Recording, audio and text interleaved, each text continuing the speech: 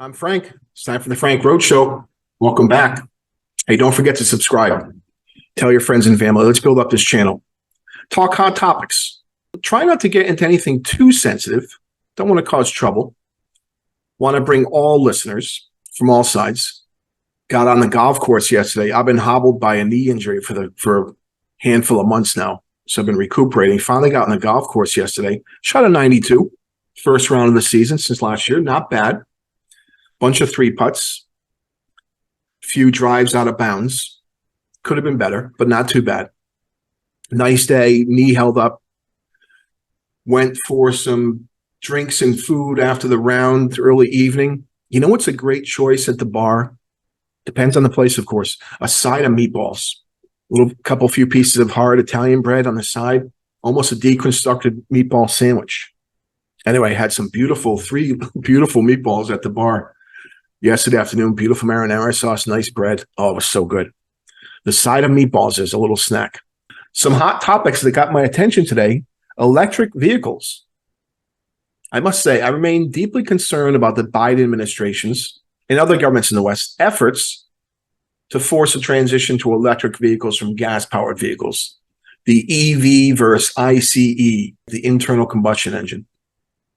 Forcing the transition through rules and laws based on what's likely flawed estimates of how long we have to save the planet before it's too late is going to backfire on us.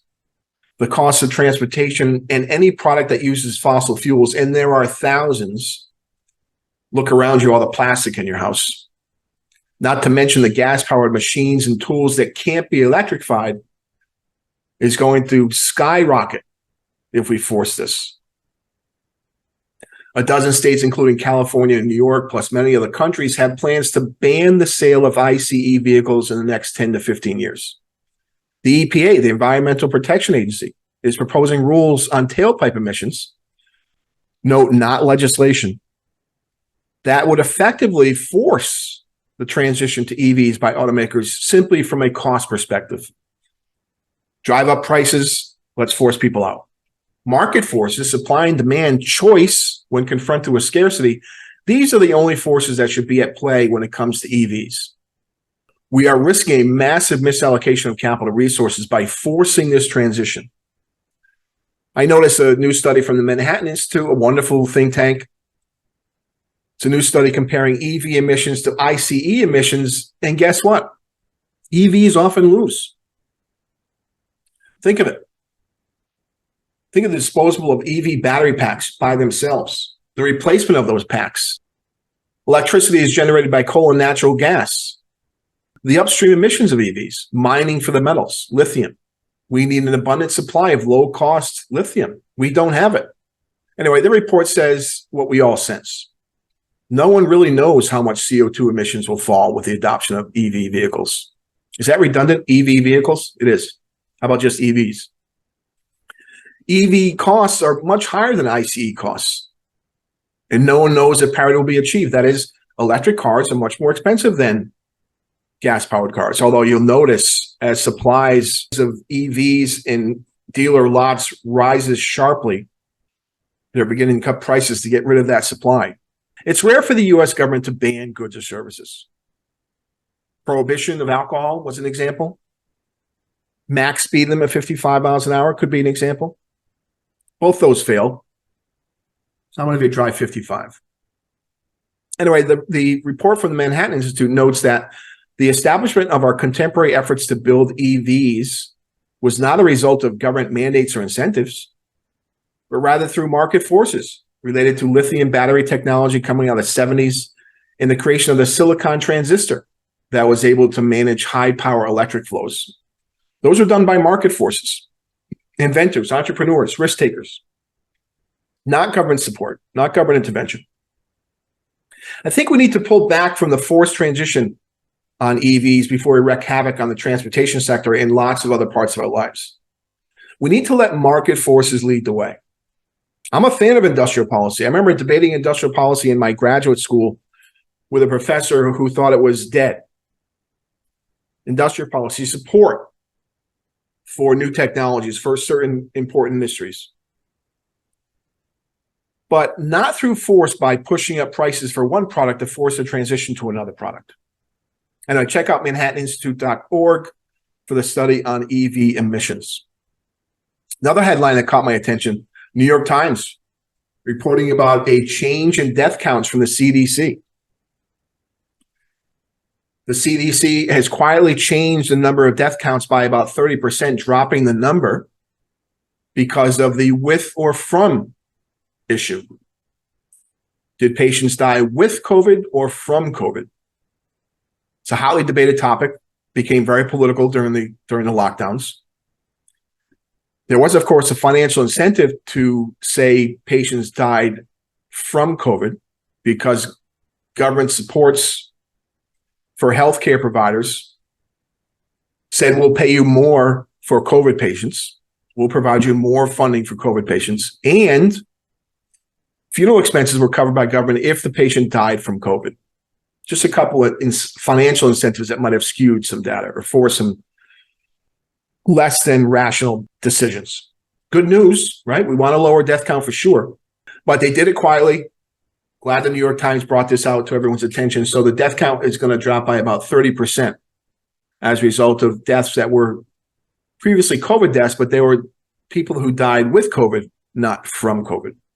Either way, of course, horrible if you lost a loved one, regardless of the situation. Other headlines today, Donald Trump, more trouble, another indictment coming his way. He notified us on Tuesday he received a letter informing him on Sunday that he is the target of the Justice Department into the efforts to overturn the election results of 2020 and the January 6th uprising at the Capitol, and that he's likely to be charged by U.S. prosecutors. So we have charges at the state and federal level in New York and Florida. We have investigation with respect to election interference in Georgia. Now we add this to the list in terms of legal troubles with Trump as we approach the presidential election. Again, I'm kind of have this idea that cause supporters of Trump to rise up and get excited and he's our man, get him the nomination. And then in 2024, all the legal things come crashing down on President Trump while he's the GOP candidate for president, crushing his chances for victory, and the Dems win. Trump revealed the existence of a target letter on Truth social media platform, thinks he'll be indicted, going to have to appear before a grand jury. His legal bills must be just through the roof. So more trouble for Trump, more trouble for the GOP leader. Not helpful. All right, finally, next, Biden administration says no more money for you. The Biden administration has announced they're ending funding for the Wuhan Institute of Virology. The Department of Health and Human Services has informed the Wuhan lab in China of its determination that it's going to completely stop future funds from going to the lab. Hey, all right, way to go, about time. The review was started in September, and the agency found the lab is not compliant with federal regulations. Saying nothing of the fact that it's very likely the virus came from that lab, which we were funding at the time. The Health and Human Services spokesperson said this action will ensure that the lab does not receive another dollar of federal funding. Two federal agencies, the FBI and I think it's the CIA, believe that COVID started in the lab. Others assert it came from animals to human. You can see here in this table that we send a lot of money to China. In many ways, China is often thought of as a developing nation when it comes to government funding. And we should not be sending any money to China whatsoever. None. Zero. Stop it.